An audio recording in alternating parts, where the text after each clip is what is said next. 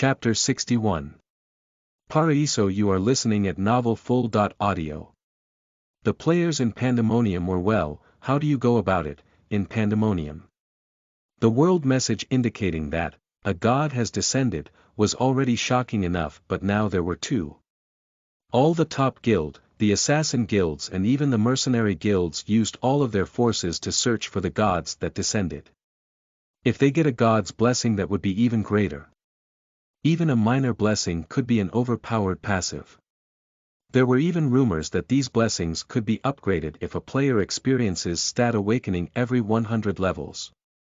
All players, be it a noob or a ranker, stopped what they are doing and started to search, because this chance does not come often.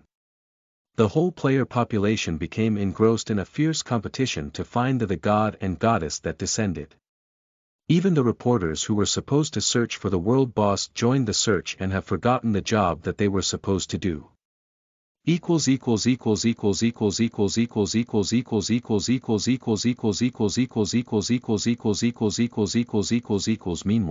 the two best friends' avatar's soul has been transported elsewhere. Both of them received a system notification that indicated their location. Your soul has been transported to the god of death, Abaddon's domain. Your soul has been transported to the goddess of life, Gia's domain. Welcome to the twin gods' domain in heaven. Paraiso. For being the first travelers to ever step foot on a god's domain, you have been given a reward. All stats plus 50. Adrian and Marlon's souls were transported in what you would call a floating island above the clouds. At the center of the island there stood a tall tree that its top branches and leaves encompasses the whole floating island, giving it shade. The tree itself is peculiar because it is half dead and half teeming with life. The duo decided to look closer towards the tree and was astounded to see the state of the floating island. The island was split into two sections. The other half teeming with life like flowers and animals of different variety, which if one step on this area they would be filled with warmth and be filled with energy. The other half of the floating island is a desolate place that is filled with just the beauty of natural rock formations that would awe anyone who has seen it. Any person who enters this domain would feel a soothing and calm aura that would put every fiber of their being to rest. The most mind-blowing part is that it is like the tree itself dictates the partition of the island. When the two best friends reached the tree, they were awestruck because they looked like ants compared to the height of the majestic tree.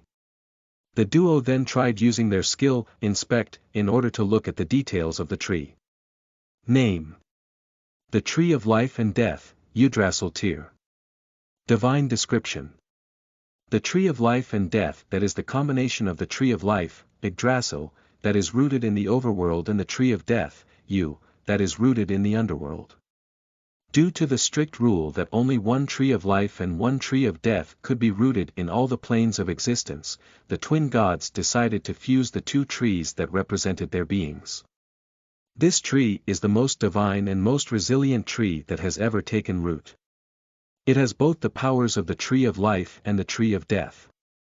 The twin gods also call this tree the tree of reincarnation because the souls that are deemed worthy to be reborn are sucked from the underworld using its half that has the god of death's powers and passed through the other half that has the goddess of life's powers and is brought back as new life.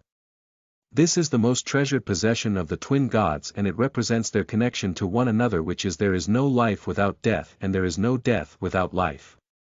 The two best friends were still awestruck that they did not realize that their mouths were agape this whole time, that they were appreciating the majesty of the tree. They were only woken up because of the countless system prompts that they heard. You are in the presence of the tree of life and death, Yggdrasil. Due to being the champion of the twin gods, you are not smit by the other gods for arriving at the domain of the supreme gods of creation.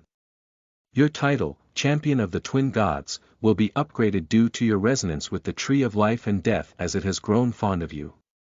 Yggdrasil has blessed you. You will now receive a 3 times multiplier for your experience points for 30 in-game days. You have been bestowed with the title, chosen by Yggdrasil. You have acquired the new skill, Yggdrasil's Blessing, title. Champion of the Twin Gods effect. Enhances likability for races with Asmodean heritage. Enhances effect of healing spells by 100%. Gives the title holder a permanent percentage chance of 1% to execute any enemies under 50% health points, includes dungeon bosses, world bosses, and named NPCs.